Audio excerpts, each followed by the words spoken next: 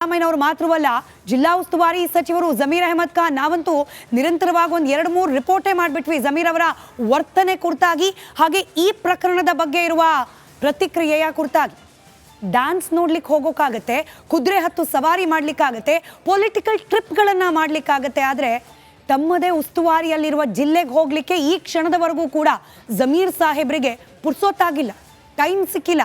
ಹೋಗ್ಲಿ, ಬಳ್ಳಾರಿ ತನಕ ಹೋಗೋದು ಬೇಡ, ಮಾಧ್ಯಮಗಳು ಪ್ರಶ್ನೆ ಕೇಳಿದಾಗ ಉತ್ತರ ಕೊಡೋಕ್ಕಾದ್ರೂ ಟೈಮ್ ಇದೆಯಾ? ಜಮೀರ್ ಸಾಹೇಬ್ರು one of the most busiest politician. ಒಂದೇ ಒಂದು ಪ್ರಶ್ನೆಗೆ ಉತ್ತರ ಕೊಡ್ಲಿಕ್ಕೂ ಕೂಡ ಅವ್ರ ಹತ್ರ ಸಮಯ ಇಲ್ಲ, ಅಷ್ಟು ಬ್ಯುಸಿ. ಜೋರಾಗೆ ಪ್ರಶ್ನೆ ಮಾಡಿದ್ರು ರಿಪಬ್ಲಿಕ್ ಕನ್ನಡದ ಪ್ರತಿನಿಧಿಗಳು. ನಿಮ್ಮ ಜಿಲ್ಲೆ, ನಿಮಗೆ ಜವಾಬ್ದಾರಿ ಕೊಟ್ಟಿರುವ ಜಿಲ್ಲೆ, 5 ಮಂದಿ ಬಾಣಂತಿಯರ ಸಾವಾಗಿದೆ ಸರ್ ಅಂದ್ರು ಕೂಡ ಜಾರ್ಕೊಂಡು ಎಸ್ಕೇಪ್ ಆದ್ರು ಜಮೀರ್ ಸಾಹೇಬ್ರು. ಉತ್ತರ ಕೊಡ್ಲೇ ಇಲ್ಲ. ಬಾಣಂತಿಯರ ಸಾವಿಗೆ ಹಾಗಾದ್ರೆ ಉತ್ತರ ಕೊಡೋದಿಲ್ವಾ ಉಸ್ತುವಾರಿ ಸಚಿವರು? ಓಡ್ ಹೋಗೋದ್ರಲ್ಲಿ ಉಸ್ತುವಾರಿ ಸಚಿವರು ಸುಸ್ತು ಹೊಡೆದೋದ್ರ? ಬಳ್ಳಾರಿವರೆಗೂ ಹೋಗ್ಲಿಕ್ಕೆ ಎನರ್ಜಿ ಬಾಕಿ ಉಳ್ದಿಲ್ವಾ?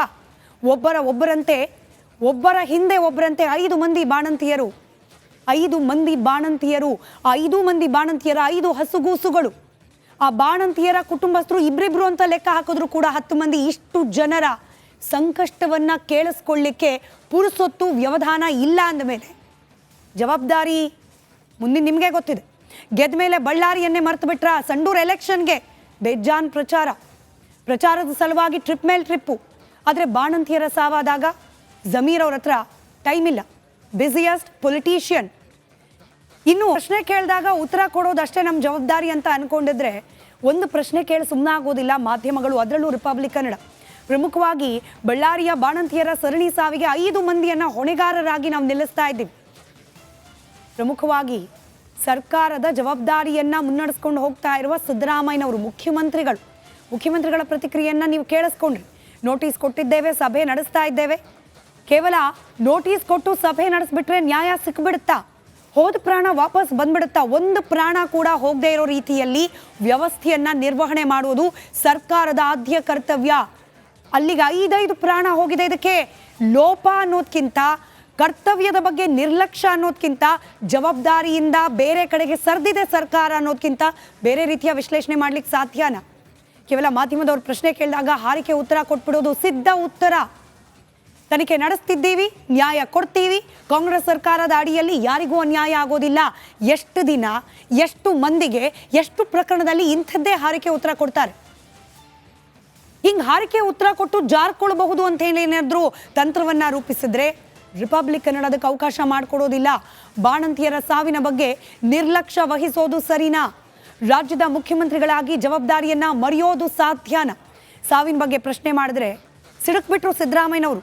ಕೇಳ್ತಾ ಇರೋದು ಮೂಢ ವಿಚಾರ ಅಲ್ಲ, ಪರ್ಸನಲ್ ಮ್ಯಾಟ್ರ್ ಅಲ್ಲ, ನಿಮ್ಮ ಜವಾಬ್ದಾರಿ, ಜನರು ಕೊಟ್ಟ ಜವಾಬ್ದಾರಿ, ಜನಸೇವಕರಾಗಿ ನೀವು ಮಾಡಬೇಕಾಗಿರೋ ಕರ್ತವ್ಯದ ಪ್ರಶ್ನೆ. ಸಿದ್ದರಾಮಯ್ಯನವರೇ, ಕೋಪ ಯಾಕೆ?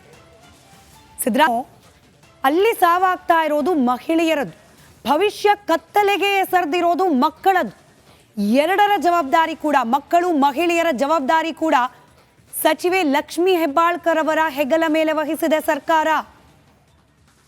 ಅದರಲ್ಲೂ ಹೆಣ್ಣು ಮಕ್ಕಳ ನೋವು ತಿಳಿತಾ ಇಲ್ವಾ ಮಹಿಳಾ ಸಚಿವರಿಗೆ? ಇವಾಗ ಕೇಳಿಸ್ಕೊಂಡ್ರೆ ರಿಯಾಕ್ಷನ್ ನನಗೆ ಗೊತ್ತೇ ಇಲ್ಲ. ಈಗ 4 ದಿನದ ಹಿಂದೆ ನಮ್ಮ ಪೊಲಿಟಿಕಲ್ ಬ್ಯೂರೋ ಹೆಡ್ ವಿಜಯ್ ಪ್ರಶ್ನೆ ಮಾಡಿದಾಗಲೂ ಕೂಡ ನನಗೆ ಗೊತ್ತೇ ಇಲ್ಲ. 4 ದಿನ, ಒಂದೊಂದು ದಿನದಲ್ಲಿ 24 ತಾಸು ಅಂತ ಲೆಕ್ಕ ಹಾಕಿದ್ರು ಕೂಡ 4 ದಿನ ಕಂಪ್ಲೀಟ್ ಆಗಿ ಸಮಯ ಇತ್ತು.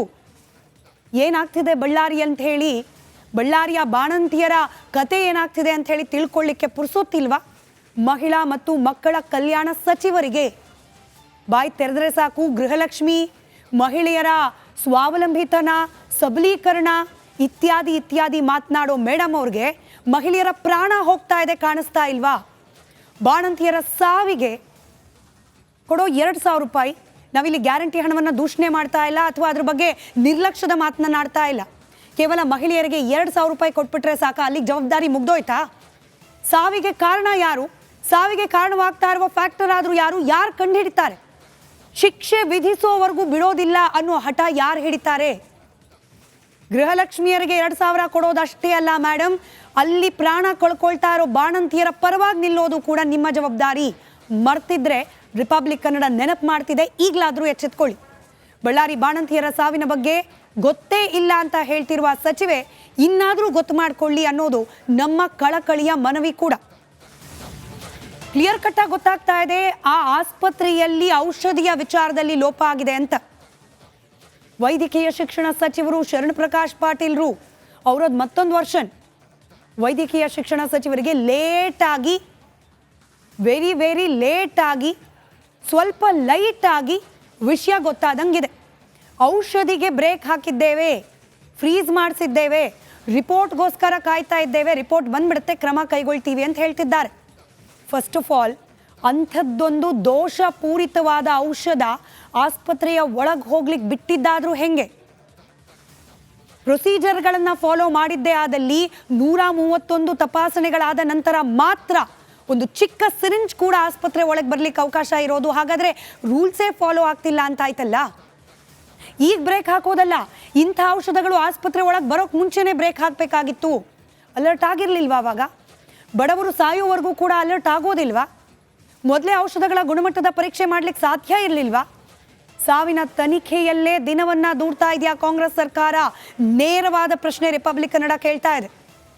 ಮತ್ತೋರ್ವ ಸಚಿವರು ಆರೋಗ್ಯ ಸಚಿವ ದಿನೇಶ್ ಗುಂಡೂರಾವ್ ಕಂಪ್ಯಾರಿಟಿವ್ಲಿ ಪ್ರಾಮಾಣಿಕವಾಗಿ ಹೇಳೋದಾದ್ರೆ, ಈಗ ನಾವು ತೋರಿಸಿದ 4ರಲ್ಲಿ ಸ್ವಲ್ಪ ಸೆನ್ಸಿಬಲ್ ಆಗಿ ಈ ಪ್ರಕರಣದಲ್ಲಿ ಮಾತನಾಡ್ತಿರುವವರು ಅಂದರೆ ಆರೋಗ್ಯ ಸಚಿವರಾದ ದಿನೇಶ್ ಗುಂಡೂರಾವ್. ಆದರೆ ಹೀಗೆ ಸೆನ್ಸಿಬಲ್ ಆಗಿ ಮಾತನಾಡೋ ಸಂದರ್ಭದಲ್ಲೂ ಕೂಡ ರಾಜಕಾರಣವನ್ನು ಮಾಡೋದನ್ನು ಮರೆತಿಲ್ಲ ದಿನೇಶ್ ಗುಂಡೂರಾವ್ ಅವರು. ಕೇಂದ್ರದ ಕಡೆಗೆ ಬೊಟ್ಟು ಮಾಡ್ತಾ ಇದ್ದಾರೆ. ತಪ್ಪಿರಬಹುದು ಕೇಂದ್ರ ಸರ್ಕಾರದ್ದು, ಆದರೆ ಈ ರಾಜ್ಯದ, ಈ ನೆಲದ ಪ್ರತಿಯೊಬ್ಬರ ಆರೋಗ್ಯ ಹಾಗೆ ಪ್ರಾಣದ ಜವಾಬ್ದಾರಿ ಮೊದಲು ನಿಮಗೆ. ಆ ವಿಶ್ವಾಸವನ್ನೇ ಜನರು ನಿಮ್ಮ ಮೇಲೆ ಇಟ್ಟಿರೋದು. ಹಾಗಾಗಿ ನಿಮಗೆ ಜವಾಬ್ದಾರಿಯನ್ನು ಕೊಟ್ಟಿರೋದು. ಕೇಂದ್ರದ ಕಡೆ ಬೊಟ್ಟು ಮಾಡಿ ನಂತರದಲ್ಲಿ ಮೊದಲು ಪ್ರಾಣ ಉಳಿಸೋ ಕೆಲಸಕ್ಕೆ ಮುಂದಾಗಬೇಕು. BJP ಅದು ತಪ್ಪು ಅನ್ನೋದಾದರೆ ನೀವು ಯಾಕೆ ಬಳ್ಳಾರಿಗೆ ಹೋಗಿಲ್ಲ ಈ ದಿನದವರೆಗೂ? ಟಿಲ್ ಟುಡೇ, ಟಿಲ್ ನಾವ್, ಈ ಕ್ಷಣದವರೆಗೂ ಬಳ್ಳಾರಿ ಕಡೆಗೆ ತಿರುಗೂ ನೋಡಿಲ್ಲ ಆರೋಗ್ಯ ಸಚಿವರು. ಇನ್ನು ಆರೋಗ್ಯ ಸಚಿವರಾದ ದಿನೇಶ್ ಗುಂಡೂರಾವ್ ಅವರು ವೈದ್ಯರ ತಪ್ಪಿಲ್ಲ, ಇಲ್ಲಿ ಔಷಧ ಪೂರೈಕೆಯಲ್ಲಿ ತಪ್ಪಾಗಿದೆ ಅಂತ ಹೇಳಿ ತನಿಖೆ ಆಗೋಕೆ ಮುಂಚೆನೇ ಕ್ಲೀನ್ ಚಿಟ್ ಕೊಟ್ಬಿಟ್ರು. ಇಷ್ಟೆಲ್ಲ ರಿಪೋರ್ಟ್ ತರಿಸ್ಕೊಳಕ್ಕಾಗತ್ತೆ? ಬಳ್ಳಾರಿಗೆ ಹೋಗ್ಲಿಕ್ಕೆ ಕಷ್ಟನಾ? ಪ್ರಶ್ನೆ ಮಾಡ್ತಿದ್ದಾರೆ ತಮ್ಮ ಮನೆಯ ಮಗಳನ್ನು ಕಳೆದುಕೊಂಡ ಪೋಷಕರು. ಸಚಿವರು ರಾಜೀನಾಮೆ ಕೊಡೋ ಬಗ್ಗೆ ಮಾತುಗಳಾಗ್ತಾ ಇದೆ. ವಿರೋಧ ಪಕ್ಷಗಳು ಆಗ್ರಹಿಸ್ತಿದ್ದಾವೆ. ಆದರೆ ವಿರೋಧ ಪಕ್ಷಕ್ಕೂ ಕೂಡ ಪ್ರಶ್ನೆ ಕೇಳ್ತೀವಿ, ಕೇವಲ ಸಚಿವರೊಬ್ಬರು ರಾಜೀನಾಮೆ ಕೊಟ್ಬಿಟ್ರೆ ಹೋದ ಜೀವ ಮರಳು ಬರುತ್ತಾ?